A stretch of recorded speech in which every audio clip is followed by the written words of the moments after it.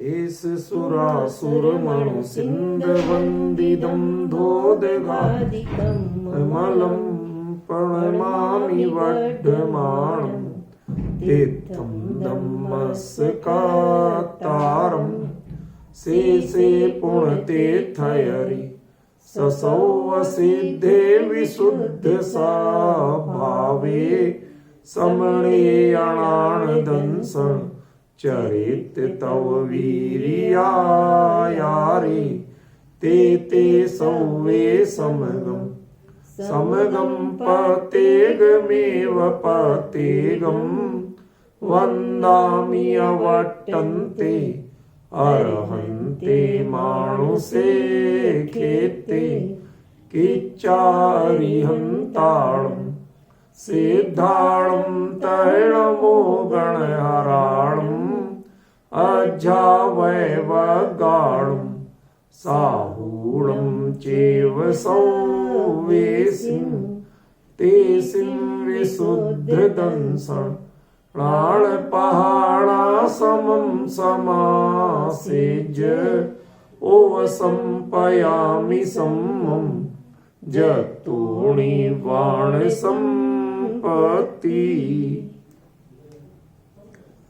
प्रवचन सार परमागम चरणान योग चूलिका महाधिकार गाथा 213 पृष्ठ 411।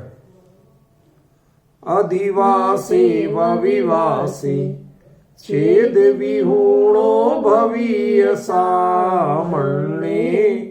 समणो विहरदुणीचं परिहरमाणोणिवन्धाणि।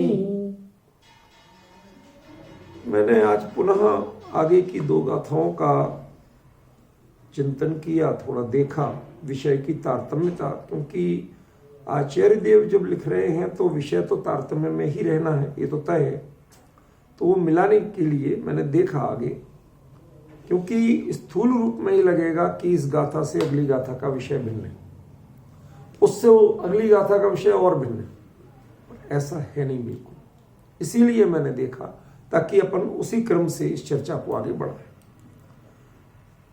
आचार्य कहते क्या है, सामण्ये छेद विहूणो भवीय अधिवासे व विवासे समणो नित्यम विहर। श्रमण नित्य विहार करे, इसमें नित्यम का प्रयोग जो है वो कायदे से है, क्रिया के साथ। अभी जो किया गया है अर्थ करने वालों ने, वो उन्होंने निबंधों के साथ किया, क्रिया के साथ नहीं किया। आप देखिए अगले पृष्ठ पर जो अन्वयार्थ दिया है ना, उसमें देखिए किसके साथ है, नित्यम नित्यम सदा निबंधान परिहरमाण, आगे ना निबंधों के साथ किया। अरे नित्य निबंध नित्य है या विहार नित्य है? आप कोई भी वाक्य बनाओगे तो आप नित्य विहार करो, आप निबंधों का परिहार करते हुए नित्य विहार करो, तो ये नित्य किसके साथ जाएगा? दोनों स्थितियों में विहार के साथ जाएगा, लेकिन वहां जोड़ा कहां गया है? अलग जोड़ा गया है। इसीलिए मैं कहता हूं थोड़ा अपन शांति से विचार करके चले, हमें हड़बड़ी नहीं है, हमें आचार्य के मूल मर्म को, जो उनका अभिप्राय है, कथ्य है, उसको अच्छी तरह समझना। तो निबंधाणी परिहरमाणो नित्यम विहरदु, मूल बात क्या हो गई? नित्य विहार करे, श्रमण नित्य विहार करे, चाहे उसे संग में रहना पड़े और चाहे संग से बाहर रहना पड़े। आज एक नई बात बताने वाला हूं, क्योंकि इससे जो विषय खुल रहे हैं वो विषय सामान्यतः नहीं खुलते। क्यों नहीं खुलते, उसका कारण भी बता रहा हूं। बहुत गंभीर बात है, इसको बहुत ध्यान से सुनना। आप सब लोग जितने भी साधर्मी सुन रहे हैं, बहुत गंभीरता से सुनना, ये सामान्य विषय नहीं। क्यों? चौथे काल और पंचम काल का अंतर इसमें बताया गया। पंचम काल के जो श्रवणाचार्य के ग्रंथ हैं उनमें क्लियर कहा गया है कि जब तक संग में रहे वह संग में ही रहे, आचार्य की आज्ञा में ही चले, उनकी आज्ञा के बिना एक कुछ भी ना करे, संघ जहां रुका हुआ उससे बाहर भी ना जाए। आज सामान्य जो चलता है कि यदि किसी मुनिराज को लघु शंका या दीर्घ शंका या किसी ऐसे प्रसंग में भी जाना है तो वह आचार्य को संकेत में निवेदन करके तब जाते हैं अनुमति लेकर।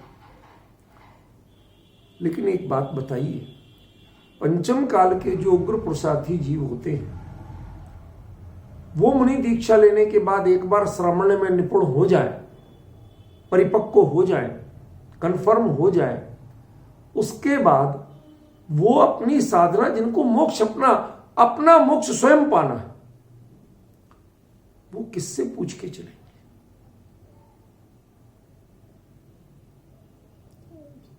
यदि मान लो संघ कहीं रुक भी रहा है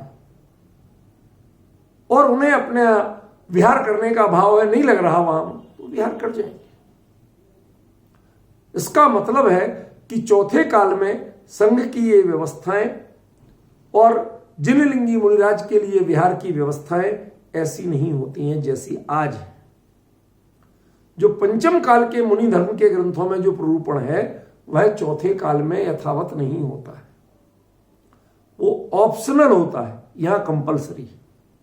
क्या अंतर पड़ा? वो ऑप्शनल होता है और यहां क्या है? कंपलसरी। क्यों? क्योंकि पंचम काल में सामान्यतः जिनलिंग दुर्लभ है, असंभव है नहीं कह रहा हूं, दुर्लभ है। कुंद कुंद जैसे विरले ही जीव जिनलिंगी बन सकते हैं। आप जानते हो, मैं पंचम काल का दृष्टांत दे रहा हूं आपको। एक आचार्य हुए जो अपने आप को कहते मैं सब जगह विहार करता रहता हूं। उन्होंने कहीं संघ की बात नहीं की। कौन थे?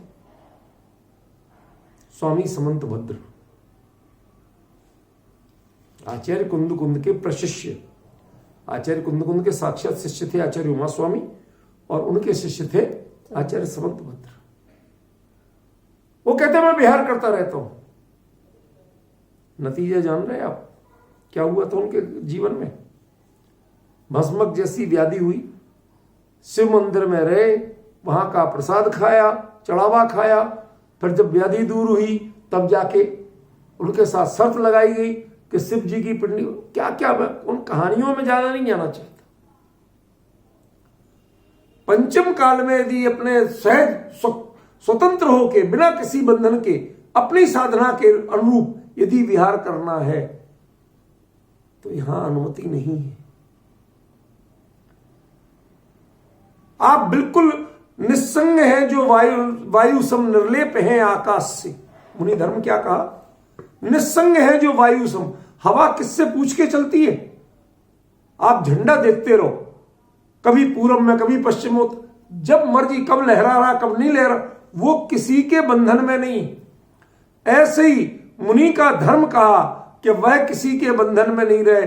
आपका मन यदि बंधन युक्त होता दिखता है तत्काल छोड़ के चल दो। विहार का सबसे बड़ा मर्म ही है, राग बढ़ने न दे इसलिए विहार किया जाता है, राग बढ़ाने के लिए विहार नहीं किया जाता। राग जुड़ ना पाए, परिचय हो ना पाए, इसके लिए विहार किया जाता है। यहां तो विहार करके भी परिचितों को बुलाते हैं, ये क्या विडंबना है, समझ रहे? और यहां क्या कह रहे हैं? वहां तो पंचम काल के जो स्थितियां हैं, विडंबनाएं थी, इसलिए कहा भैया आचार्य के बिना जाना नहीं, उनसे पूछे बिना करना नहीं। और आचार्य यदि अगंपनाचार्य जैसे आदेश दे भी दे तो भैया वहीं जाके रात भर खड़े रहना, उसमें क्रॉस क्वेश्चन नहीं करना, आप प्रति प्रश्न पूछने के अधिकारी नहीं हो। इतनी सारी बातें हैं। लेकिन यहां क्या कह रहे हैं ये बताइए आप? समणो विहरदु नित्यम, तुम नित्य विहार करो। किसका त्याग करते हुए, किससे बचते हुए, किसका परिहार करते हुए?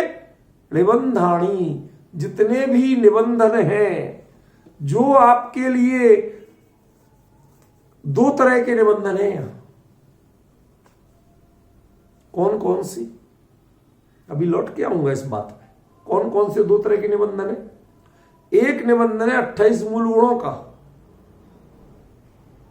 श्वेतांबरों के ग्रंथों में, आचार्य आदि ग्रंथों में, उनमें लिखा है कदम चरे कदम चिट्ठे जहां पावो रणबंधई। तुम कैसे चलो, कैसे बैठो, कैसे बोलो, ऐसे बोलो कि जिससे पाप का बंध ना हो। वहां दृष्टि कहां तक जा रही है? पाप का बंध ना हो।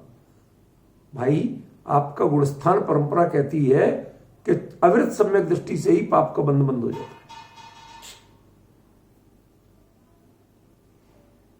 समझ गए? और ये बात आप किस पे लगा रहे? मुनिराज पे। यहां तो उनके लिए पुण्य का बंध ना हो इसके ऐसा आचरण करो। पॉइंट समझ रहे? पुण्य भी बंधना, वो उसकी ज्यादा बंध नहीं, नाम मात्र स्थिति अनुभाग में खिर जाए। क्यों? क्योंकि एक स्थिति ऐसी आती है जब पुण्य का बंध भी अखरता है। कोई बहुत बड़े व्यक्ति बन के देख लीजिए, आप अपनी मर्जी से कुछ नहीं कर सकते। राष्ट्रपति, प्रधानमंत्री, मुख्यमंत्री, गवर्नर, कुछ बन के देख लीजिए, कुछ नहीं कर सकते अपनी मर्जी से। हर चीज के लिए इन्फॉर्म करना पड़ेगा, पूछना पड़ेगा, बताना पड़ेगा, पहले से प्रोग्राम में डलवाना पड़ेगा। जो ऑफिसर आपका कल का प्रोग्राम बना गया, उससे आज डला ही नहीं था साहब, सिक्योरिटी को सूचना नहीं है, वहां बताया नहीं गया, ऐसे आप नहीं जा सकते। लो, माने गवर्नर कौन है? आपके वो। समझ रहे? कितने झंझट है, वो सोच नहीं पा रहे। जो श्वेतांबर भाई हैं उनके ग्रंथों में पुण्य का आकर्षण दिखाया गया, कुंद आचार्य के ग्रंथों में पुण्य का आकर्षण सुनाया गया। आप नित्य विहार करो। क्यों करो? परिहरमाणो निबंधाणी। तुम निबंधों का परिहार करते हुए 28 मूल गुणों के द्वारा जो पुण्य बंध होने वाला है उसका परिहार करो। वो पुण्य बंध ज्यादा नहीं हो पाया, उसके पहले हम धर्म की भाव में आ जाए, उसके पहले हम शुद्ध भाव में आ जाएं। शुभ भाव का या शुभ भाव को निबंध का 28 मूल गुणों के पालन, निर्दोष निरतिचार पालन रूप जो शुद्ध भाव है, अत्यंत मंद कषाय का परिणाम है, अत्यंत निर्मल परिणाम है, उसको भी यहां क्या कहा? निबंधन कहा। और उनका भी 28 मूल गुणों का परिहार करना। कहते हां, क्यों? मैंने आपको बताया था, क्या बताया था? प्रमत्त गुण स्थान में यदि अटक गए तो प्रमत्त गुण स्थान भी नहीं बचेगा, नीचे आ जाएगा। बहुत अच्छी तरह ध्यान रखना। ये छूटना, 28 मूल गुणों का आकर्षण छूटना क्यों जरूरी है? यदि इसमें अटक गए तो गारंटी से 5वें, चौथे या पहले में जाओगे। डिमोशन कंफर्म है,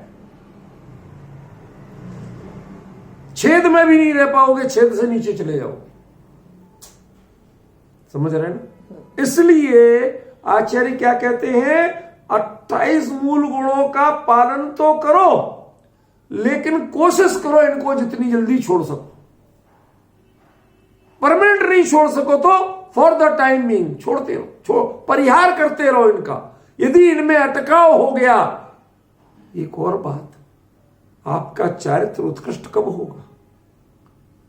जो जीव भले ही अंतर मुहूर्त काल कहा, 6वें 7वें स्थान का क्या कहा? अंतर मुहूर्त में अनुभव, उसमें भी अंतर मुहूर्त के असंख्यात लोक प्रमाण भेद कहे। समझ में आ रहा? इतने भेद हैं। आप कोशिश करो कि हम और छोटा अंतर मुहूर्त लें, कम से कम और छोटा अंतर मुहूर्त लें। यह है परिहार विशुद्धि की ओर बढ़ने वाले कदम। छेदोप स्थापना से परिहार विशुद्धि की ओर बढ़ने वाले कदम क्या होते हैं? परिहरमाणो। एक बार छोड़ दो नहीं, निरंतर परिहार करते रहो, निरंतर परिष्कार करते रहो। पिछली बार यही काम कितनी देर में किया था, अब की बार उस टाइम को इंप्रूव करो। एक जो ये रेस वाले होते हैं, 100 मीटर रेस सबसे बड़ा माना जाता है ओलंपिक में, कि वो किसने कितने, वो अपने रिकॉर्ड खुद तोड़ो। वो साल भर अभ्यास सिर्फ दूसरों से कंपटीशन के लिए नहीं करता है, अब स्वयं करेगा। वो अभ्यास जो करता है वो अपना रिकॉर्ड खुद तोड़े। तुम अपना कंपटीशन स्वयं से रखो। जो दूसरे से कंपटीशन रखते हैं वहां ईर्ष्या और मात्सर्य पैदा होता है, दुर्भिमान पैदा होता है। किसी से कंपटीशन नहीं रखना, अपना कंपटीशन अपने से है। आप उससे अगले रिंग में प्रवेश करने की कोशिश करिए। समझ में आया? तुमने यदि पिछली दौड़ 9 सेकंड में पूरी की थी तो 9:15 पे पूरी करने की कोशिश करिए और घटाइए उसको। ये टाइम जितना घटेगा आपका रिकॉर्ड उतना बढ़ेगा, आपकी कीमत उतनी बढ़ेगी, आपकी महत्ता उतनी बढ़ेगी, आपका गुणस्थान, एक तरह से भूमिका, चारित्र की भूमिका, परिहार विशुद्धि, आप उतने बढ़ेंगे। अब इसका अर्थ क्या लेना कि छेदोपस्थापना चारित्र वाला जितने समय में आत्मानुभूति करके अप्रवृत्त गुणस्थान प्राप्त करता है, परिहार विशुद्धि वाला उससे कम समय में अप्रमत्त स्थिति प्राप्त करता है।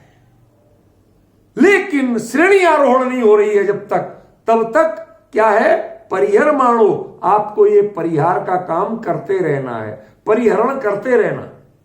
प्रेजेंट कंटिन्यूअस टेंस है, परिहर माणो।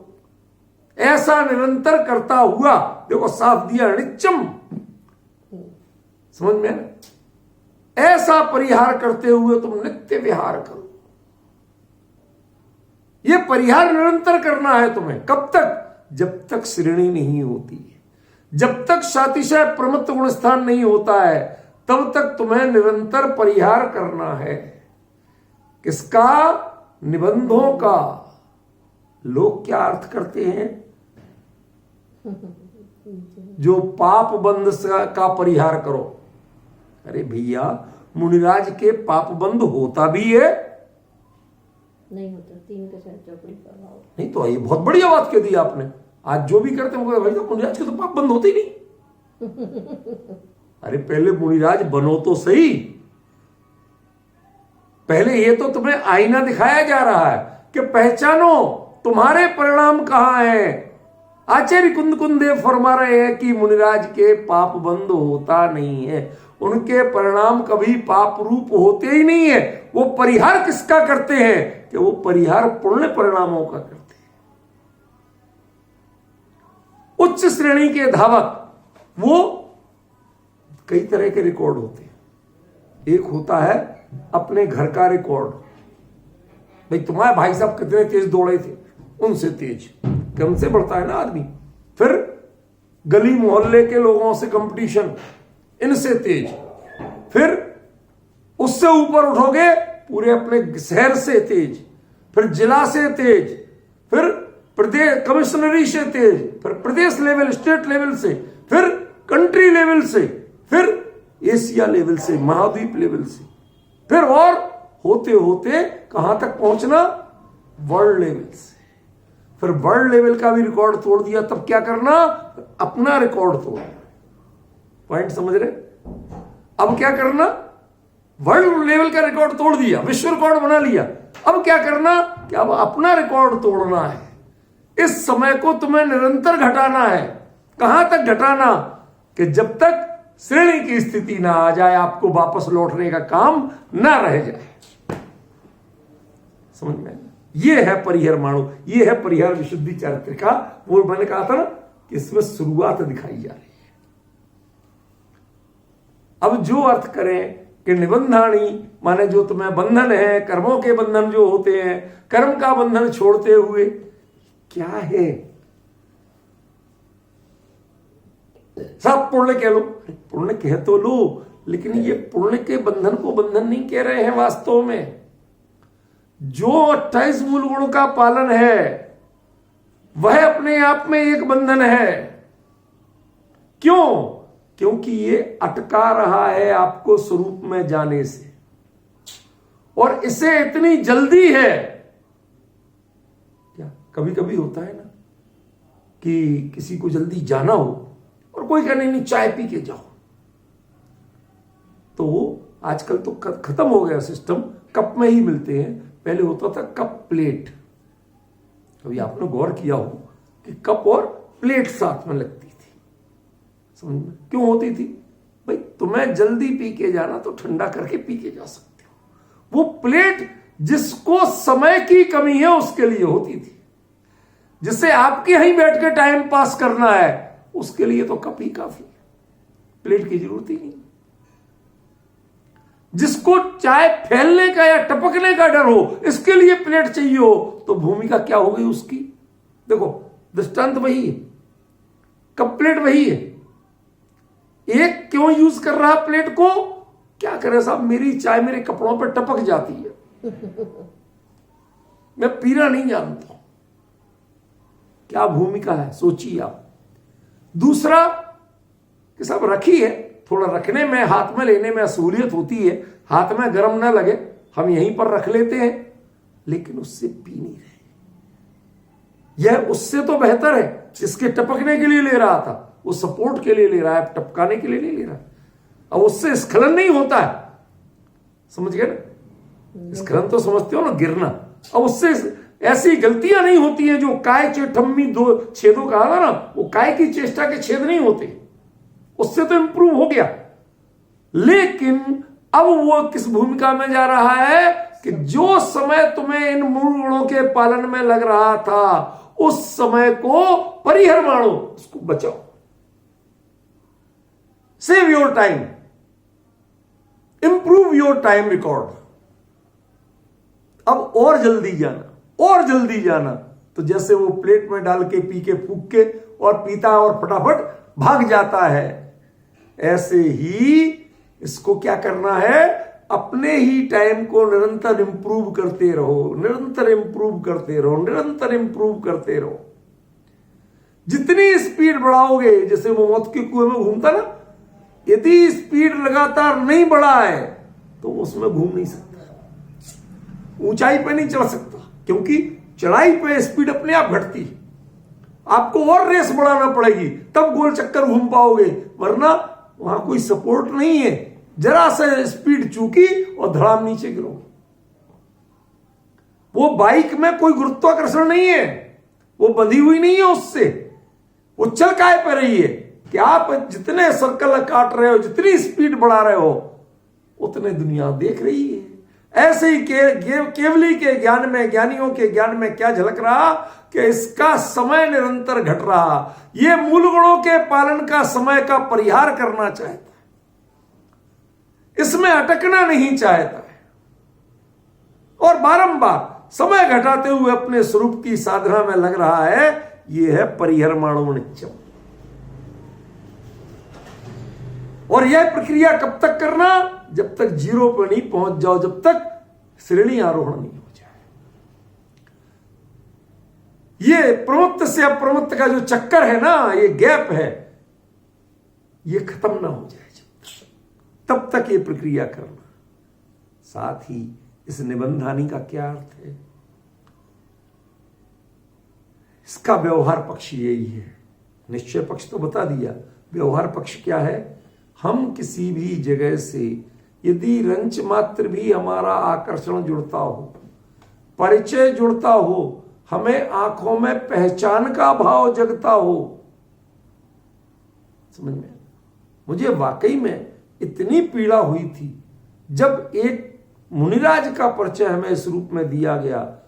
करे महाराज जी की याददाश्त गजब की है, 12 साल बाद आए इनके पास, तो भी 12 साल पहले हमारी बिटिया से मिले थे, तो उस बिटिया का छोटी थी, अब कौन सी क्लास में पहुंच गई, उसका नाम है, उसके क्लास पता थी, वो क्या करती थी, सारी चीजें महाराज। अरे महाराज जी की गजब की याददाश्त मतलब तुम परिचय बढ़ा रहे हो, काहे के साधु हो तुम?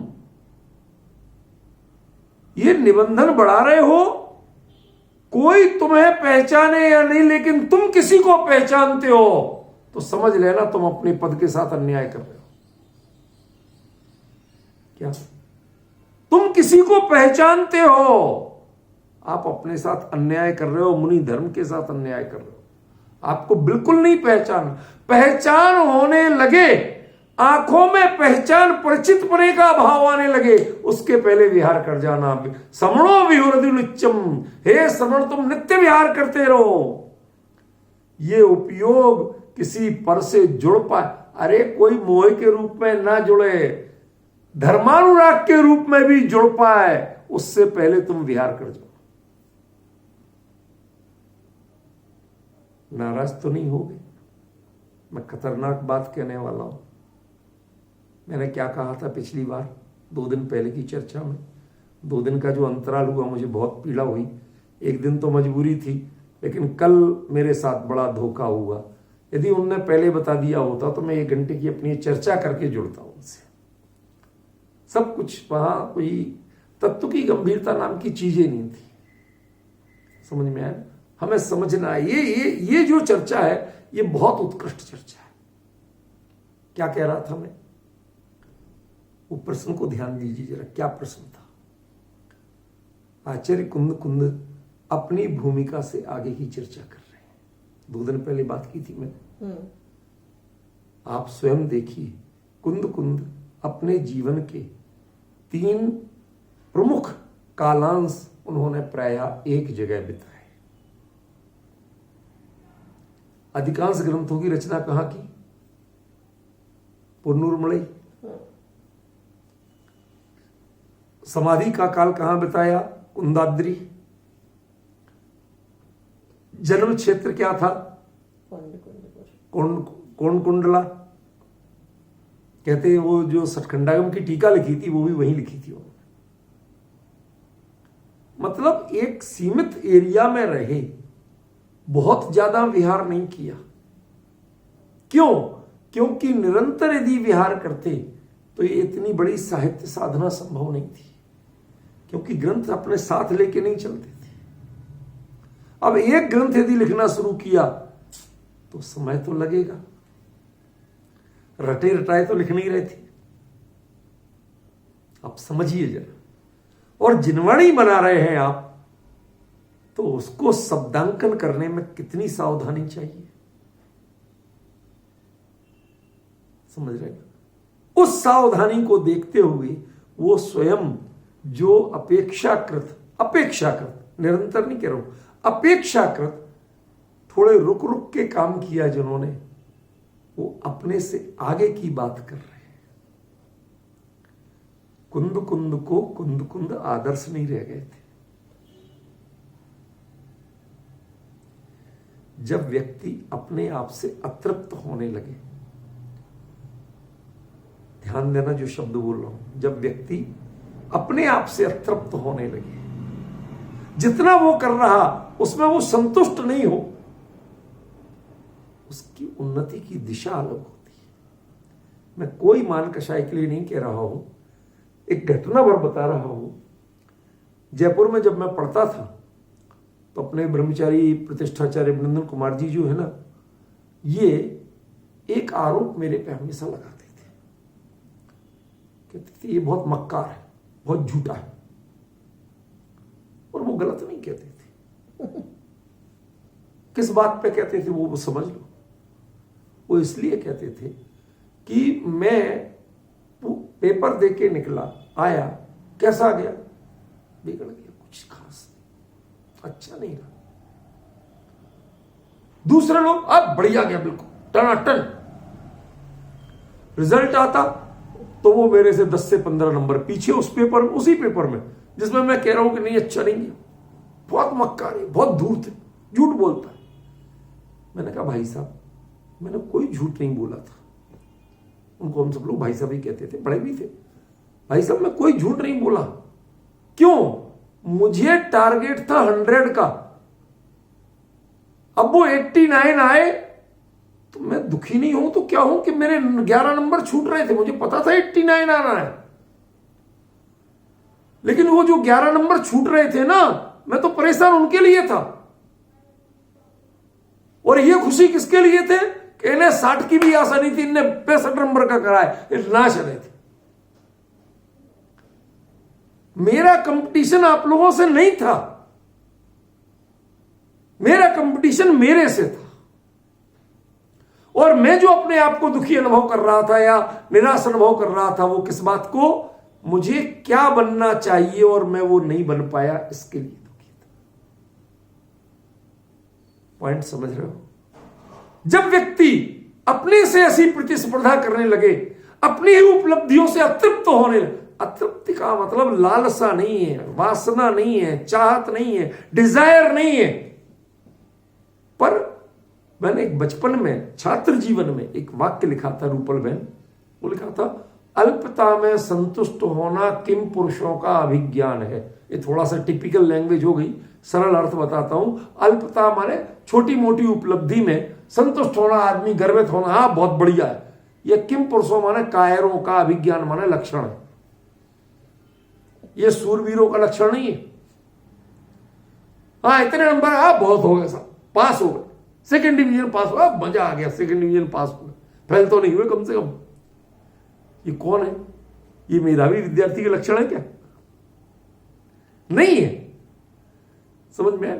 अरे 3 दिन से रोटी नहीं मिली थी, आज इतना तो हुआ कि चलो रोटी, रूखी रोटी तो खा सकते हैं। ये क्या किसी पुरुषार्थी के लक्षण है? किसी कमाऊ पूत के लक्षण है क्या? ये नहीं है। इसी प्रकार उन मुनिराज की सोचो कि जो अपने आप से ही संतुष्ट नहीं थे, जो चर्या भरत क्षेत्र के हिसाब से, इस पंचम काल के हिसाब से परम उत्कृष्ट चर्या के धनी कुंद, वो अपने आप को कहते वो दिन कब पाऊं जब निबंधानी परिहरमाणो नित्यम विहरदु, जब मैं नित्य विहार करूं निबंधों का परिहार करते हुए। ये अपना काल घटा, जो जिनवाणी लिखने का काल है इसको घटाओ और सुर जिनवाणी का मर्म अपने आप में अपनाने का काल बढ़ाओ। जो अनुभूति की प्रेरणा आप दे रहे हो उसका काल घटाओ और अनुभूति में रमने का काल बढ़ाओ। यह है परिहार विशुद्धि। डिफरेंस ख्याल में आ रहा ना? क्या कहते हैं आचार्य, और हम लोग कितने सामान्य अर्थों में हम लोग क्या है? इंग्लिश चैनल पार करना प्रैक्टिस कहां करेंगे? गांव के जुआड़ में। इंग्लिश चैनल जानती हो किसे कहती है? जानती हो? इंग्लिश चैनल माने वह समुद्री एरिया करीब 45-50 किलोमीटर का है जिसमें सबसे तेज लहरें रहती हैं, जहां की सबसे ज्यादा गहराई है, पानी बहुत ठंडा रहता है, और उसको तैर के दूसरों के रिकॉर्ड तोड़ते हुए अपने रिकॉर्ड अपना बनाना, उसको कहते हैं इंग्लिश चैनल पार करना। बेहद ठंडा पानी, बेहद ऊंची लहरें और महासागर का वो प्रचंड रूप, और उसमें आपको अपनी भुजाओं के बल पे बिना किसी सपोर्ट के बीच में रेस्ट करने को जगह नहीं है, कोई टापू नहीं है। समझ रहे ना? अब थक जाओ तो क्या करो? यदि थक के ठीक है, डूबो नहीं, अटके भी। तैराक डूबते नहीं है, नहीं डूबे ये मुद्दा नहीं है, फिर तुम्हारा टाइम निरंतर बढ़ रहा है। जबकि तुम इंग्लिश चैनल पार क्यों कर रहे थे? दूसरों से बेहतर टाइम पे पार करने के लिए। तुमने 1 सेकंड को भी थक गए, थकान लग गई, इसका मतलब तुम अपना दूसरों के रिकॉर्ड नहीं तोड़ पाओगे, अपना रिकॉर्ड तो क्या तोड़ोगे? तो क्या कहा? इंग्लिश चैनल पार करने का लक्ष्य है और प्रैक्टिस करने के लिए गांव का जुहड़, छोटा सा तालाब जिसमें लहरें नहीं होती, जिसमें गहराई नहीं होती, बरसात में घुटनों घुटनों पानी रह जाता, गर्मियों में, उसमें तुम प्रैक्टिस करोगे ना इंग्लिश चैनल पार करने की। कल्पना तो करिए। यदि परिहार विशुद्धि को समझना है तो आपको इस अंतर को समझना पड़ेगा। ज्यों ज्यों अंतर की स्थिरता बढ़ती है और बाहर का विरह का काल घटता है, उसका नाम परिहार विशुद्धि है। और ये क्रम निरंतर बढ़ता जाए, कब तक? कि जब तक श्रेणी आरोहण ना हो जाए। श्रमणो विहृदुनित्यम है, श्रमणो तुम नित्य ऐसा परिहारों उनको निबंधों का परिहार करते हुए विचरण करो। क्या गजब कह रहे हैं, किसी में उपयोग रम ना जाए। कुंद कुंद खुद अनुभव करते थे, कभी समय सार लिखने में रम रहा, नियम सार लिखने में रम रहा। ये ग्रंथ ऐसे ही लिखे गए थे क्या? आज परमार्थ प्रतिक्रमण अधिकार, फिर व्यवहार प्रतिक्रमण अधिकार, निश्चय सामयिक अधिकार, ये सारी चीजें कैसे कैसे गहन चिंतन हुआ होगा, कैसे कैसे अंदर में। लेकिन माफ करना, ये भावनाएं तो थीं, लेकिन ये भावनाओं का फल नहीं था। मुनि धर्म भावनाओं की चीज नहीं है, भावनाओं के फल की चीज।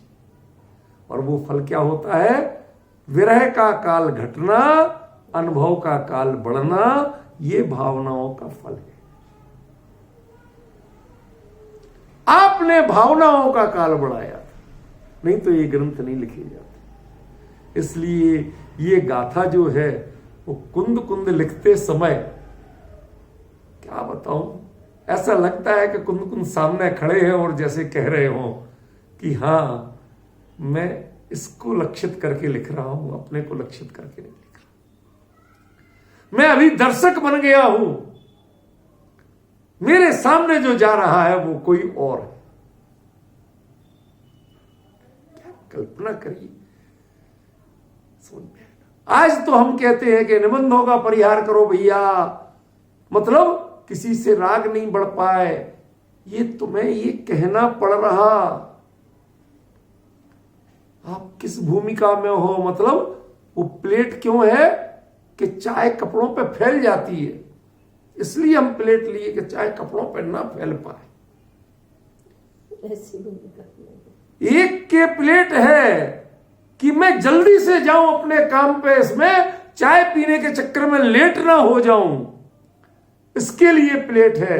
अब तय करो कि तुम्हारी प्लेट काय के लिए, कौन पुरुषार्थी है?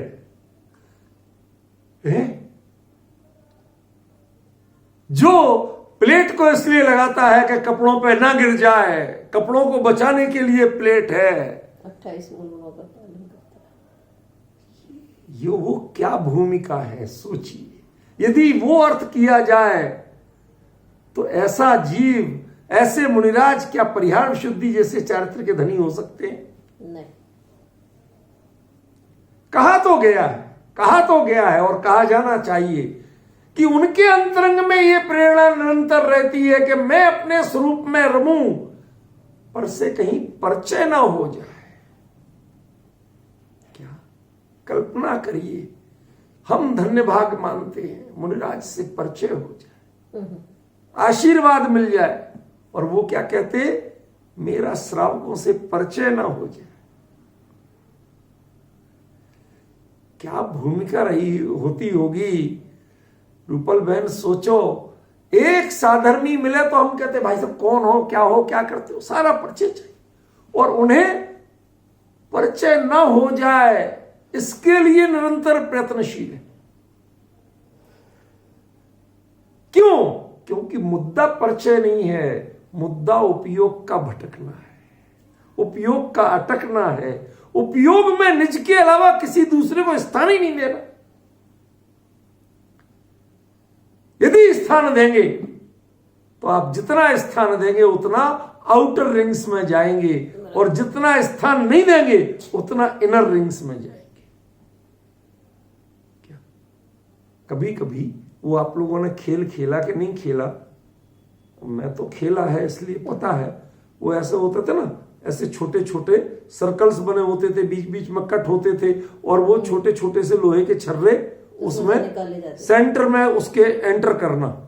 अब हाथ से कर नहीं सकते, क्यों? ऊपर सीट लगी हुई, कांच लगा हुआ है, तो उनको ऐसे बैलेंस से घुमाना। जब भी कट आए, ध्यान देना, बहुत सार्थक दृष्टांत है, कट आए उस समय अंदर की ओर कर लेना, भीतरी दर जो ऐसे सर्कल होते हैं ना, ऐसे सर्कल, तो उस सर्कल में इधर कट आया, इस लाइन में घूम रहे, तो कट के समय कट की साइड मुंह मत कर देना उसका, नहीं तो बाहर निकल जाएगी। क्या करना? उस समय उस कट से बचा के अपने अंतर में लाओ, और जहां अंतर का कट आया उसकी ओर झुका दो कि अंतर घुस जाए। अब डिफरेंस समझ रहे? उसको रास्ता कहां देना, वो बाहर के रास्ते पे ना चला जाए, वरना आप गेम से बाहर होते जाओगे। और जितना अंदर को आता जाए, बार बार हर एंट्री पे अंदर घुस जाए, तो ये जीत जाए। और इसमें भी जीतेगा कौन, टॉप कौन रहेगा कि अंतर जाने में जिसको जितना कम समय लगेगा, जिसका जितनी बार बाहर जाएगा उसका अंदर जाने का समय घटता जाए, दूरी बढ़ती जाएगी। समझ में आएगा? दूरी उतनी ही है, सर्कल उतने ही बने हुए हैं, फिक्स हैं, लेकिन उस आपके गेम के लिए आपकी दूरी बढ़ रही है। यदि आपका छर्रा वो बाहर निकल रहा है, गोली बाहर निकल रही है, तो आप फेल हो रहे हो। ऐसे ही आपका उपयोग यदि अपने स्वरूप की मर्यादा से किसी से साधर्मी से परिचित होने के लिए, अरे जिनवाणी का उपदेश देने के लिए भी बाहर निकलता है, तुम सोचो तुम परिहार विशुद्धि कैसे प्राप्त करोगे? क्योंकि ऐसे लोगों को परिहार विशुद्धि होती नहीं। स्वरूप है। और हम स्थूल क्या व्याख्यान करते हैं, दोषों का परिहार करना सो परिहार विशुद्धि है। अरे भाई साहब, ये कुंद ने जीवंत देखा था इस चारित्र को, और उन्होंने लिखा है, जरा समझने की कोशिश करो। जो गहराई इसकी है, विपुल में अब लग रहा, मैंने कहा था चाणान योग चूलिका जब चलेगी तो मतलब छोड़ने का मन नहीं करेगा। ये लगे कि 2-1 घंटा एक्स्ट्रा चल जाए तो उतना ही आनंद आए, सुनते रहो। विचार अभी जिसके विचार में ये है, जो उसका आनंद खुद ले रहे, जिसकी चर्चा में इतना आनंद, क्या ये तो विरले जीव ही आनंद ले सकते हैं, जिनका उपयोग वहां तक पहुंच रहा है उनको आनंद है, बाकी सबके लिए तो कष्ट है। क्या सुनाए जा रहे हैं कि एक बात कहे जा रहे, क्या करें भैया? तुम और हम एक लाइन की नहीं, तुम्हारी लाइन मिलने, हमारी लाइन मिलने। फिर जिसको इसमें आनंद नहीं आता और जिसकी ऐसी रुचि है, उसके लिए तो इतना आनंद आ रहा कि क्या गजब चर्चा। किस निबंध का परिहार करना पहले तय करो। बहुत सटीक दृष्टांत आ रहे हैं आज, कोई मैं सोच के नहीं बैठा। ये प्लेट क्यों लग गई कि तुमने कपड़ों पे दाग बचाने के लिए है कि जल्दी जाने के, चाय ठंडी करके पी के जाने के लिए, अटकना नहीं। चाहे तुम्हें बंधन नहीं बन जाए, ऐसे ही 28 मूल गुण ये तुम्हें बंधन नहीं बन जाए। समझ में? इसलिए इस निबंधों का परिहार करो और अपने स्वरूप में समा जाओ। कब तक? कि जब तक श्रेणी आरोहण नहीं हो जाए, जब तक ये प्रयास निरंतर चालू रखना।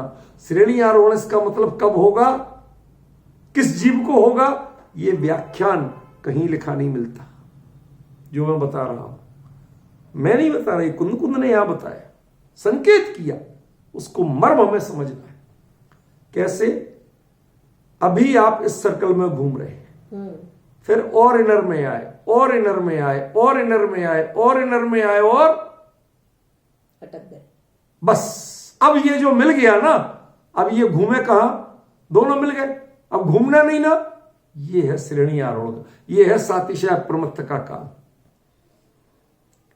ये परिहर माणो नित्यम विहरदु, ये जो कहा ना, निबंधों का परिहार करते हुए नित्य विहार करो। कब तक नित्य कहा? क्योंकि परिहार विशुद्धि चारित्र वाला नीचे नहीं आता है। नित्य विहार करो। कब तक करते रहो ये प्रक्रिया?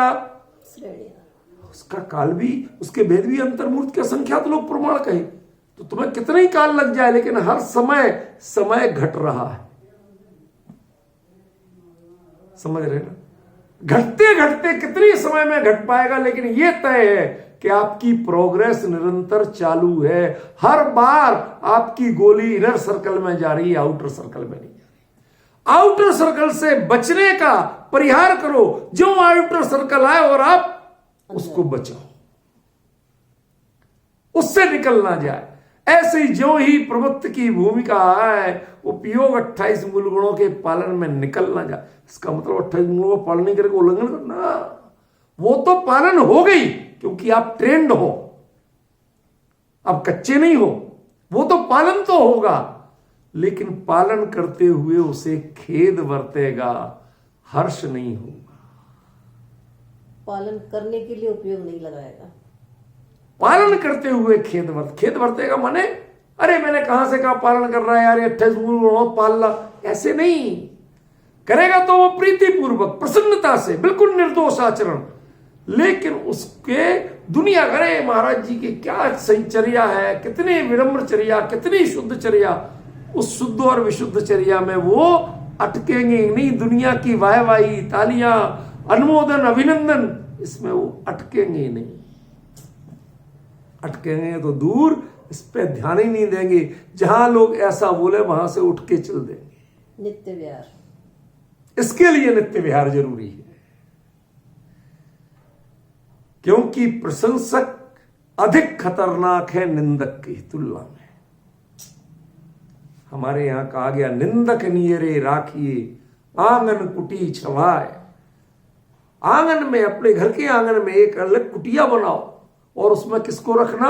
निंदक। अपने निंदक को, जो आपकी बुराई करता हो, जो आपके दोष बताता हो, उसको रखना। सबसे हार्ट ऑफ हाउस उसमें उसको रखना अपने होम में। क्यों? साबुन और पानी के बिना आपके चित्त को निर्मल कर रहा है भाई, इससे बड़ा उपकारी और काम लेगा। इसलिए यदि कदाचित कोई बुराई करने वाला मिले, दोष बताने वाला मिले, उसको तो स्वीकार करना, इसकी संगति करना। भाई साहब बताओ और क्या क्या गलतियां हैं मेरे में, क्या गलती की मैं, बताओ यार भाई साहब, बड़े उपकारी हो आप मेरे। लेकिन जो रंच मात्र भी प्रशंसा करे, उसके निबंध को परिहार करते हुए तुम नित्य विहार करो। उससे तो किसी ने बोल, महाराज जी आप तो वहीं के रहने वाले हो ना, आगे बढ़ जाओ, अब आगे बढ़ो, भागो यहां से। ये व्यक्ति, ये गांव अब रुकने लायक नहीं है जो आपको पहचानता है।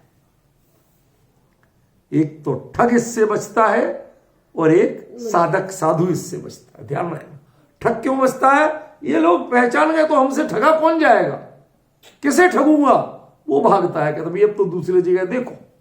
और साधु कि ये पहचान गए तो ये मेरी चारित्र रूपी पूंजी को ठगने वाले हैं, अब ठग मैं नहीं हूं, अब ठग ये है। इनसे बचने के लिए मुझे यहां से विहार करना जरूरी है। समझ गए ना? जैसे कोई शीलवती सुशील कन्या कहीं जाती हो, ट्रेन में बैठती हो और उसके आसपास जहां वो बैठे वहां आवारा लोगों का जमघट लगता दिखे, तो वो क्या करेगी? वह वहां से उठ के टीटी से कह के भैया कहीं और बिठा दो, हमसे साधारण सीट पर बिठा दो, कहीं और भले लो। हमें ऐसे लोगों की संगति नहीं चाहिए। कौन खतरनाक है मुनिचर्या में, मुनि धर्म में?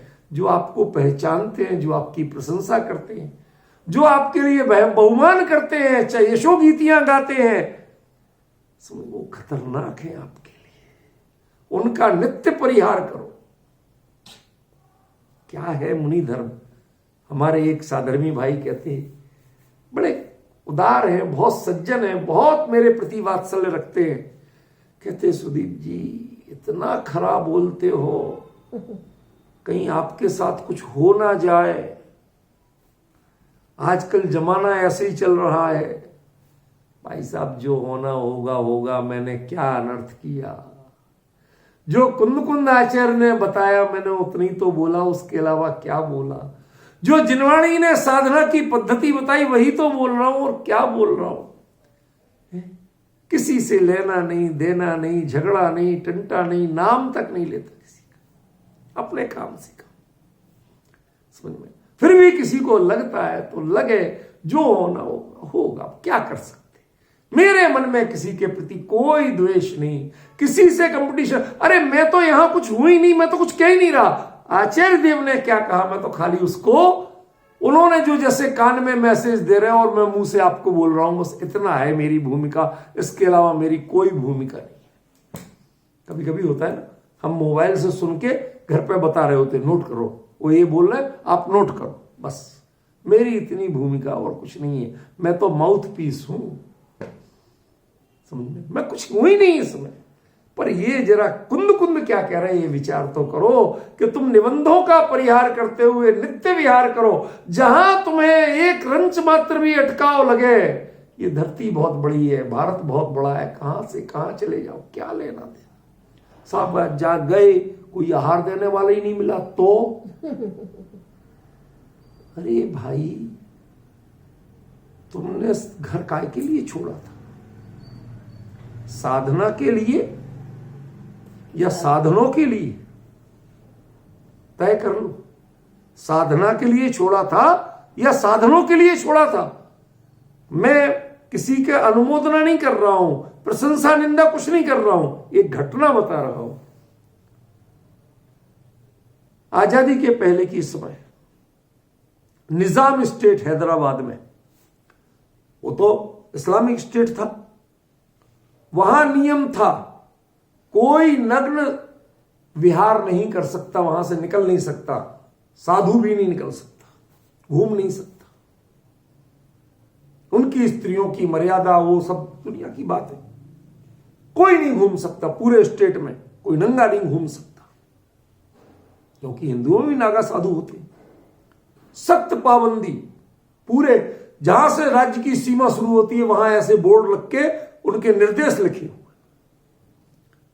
एक आचार्य थे जैन दिगंबर आचार्य, वो जाने लगे उधर से, तो किसी ने कहा तो भाई हम तो साधु हैं, कोई रोक देगा तो रोक देगा, जेल में डाल देगा, जो होगा देखा जाएगा। निजाम को उनके बारे में पता चला, लिखा हुआ पूरी इतिहास है, एक गप नहीं है, इतिहास है। उनको पता चला तो वो अपनी सारी बेगमों वगैरह सबको लेकर के और अगवानी करके सब दुनिया भर के फल में जो उनसे वंश अकल में जो आया वो करके और उनकी अगवानी करने के लिए अपने नगर की सीमा पे खड़े हुए। तो किसी वजीर ने कहा, हुजूर अली, आपके राज्य का नियम ये है कि यहां नंगा घूमना मना है और आप नंगों का स्वागत करने जा रहे हो। तो निजाम ने क्या उत्तर दिया था, ये नियम इंसानों के लिए बनाए थे, मैंने फरिश्तों के लिए नहीं बनाए थे।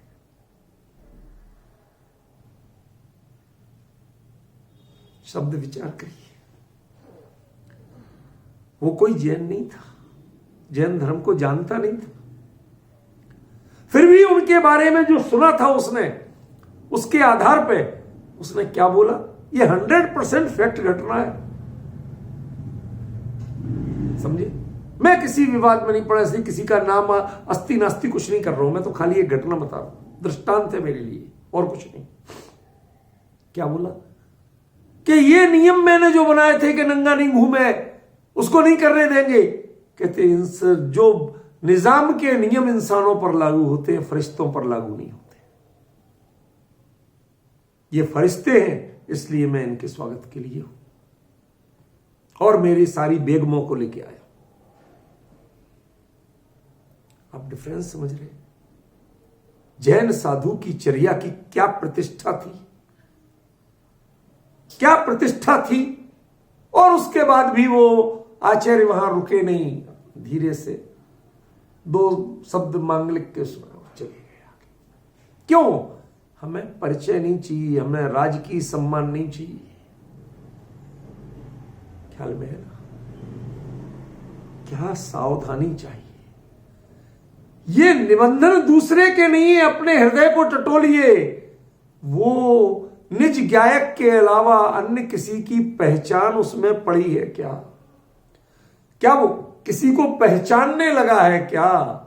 यदि पहचानने लगा है तो जैसे आपकी बच्ची किसी के बारे में पूछने लगे तो मां के कान खड़े होते हैं कि नहीं खड़े होते हैं?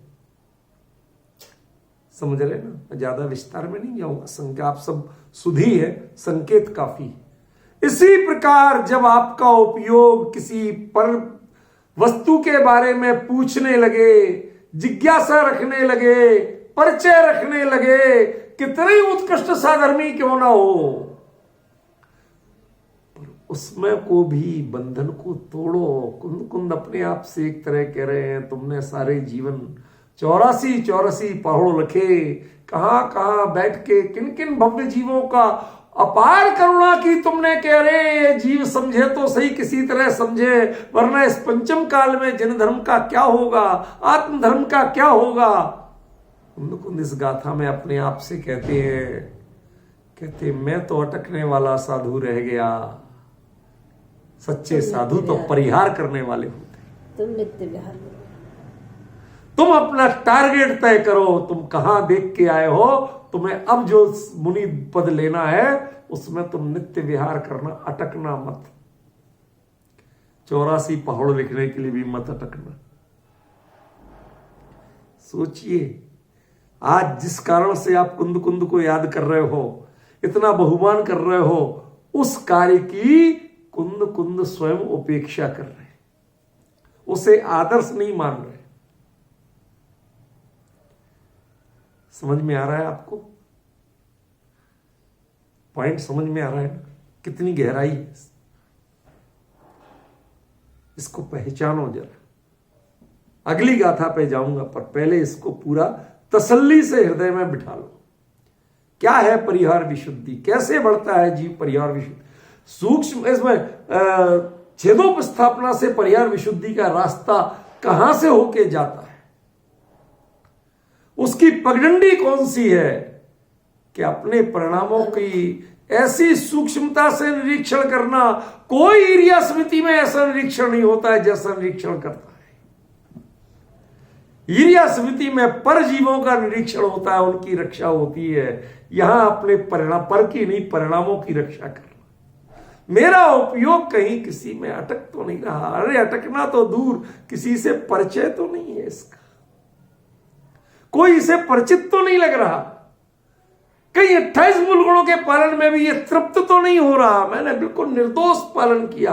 अरे निर्दोष तो होता ही है, साधु निर्दोष ही पालन करता है, 28 मूल गुणों का सदोष पालन नहीं करता। लेकिन उस निर्दोष पालन का भी उसे हर्ष नहीं होता है, तो क्या खेद होता है? नहीं, मैं अपने स्वरूप से बाहर रहा, इसका खेद है। 28 मूल गुण के पालन का खेद नहीं है, मैं अपने स्वरूप से बाहर रहा, ये कार्य करने के लिए अपने स्वरूप से बाहर रहा, इसका खेद है। मुझे तो अपने में रमना था। अब मुझे सारा प्रयास किसमें करना कि मेरा सर्कल छोटा होता जाए। समझ में? ये सर्कल छोटा करना, इसका प्रयास करना, किस पॉइंट तक पहुंचने के जिसके बाद फिर सर्कल आए ही नहीं, कोई सर्कल नहीं है, उसका नाम है परिहार विशुद्धि चारित्र।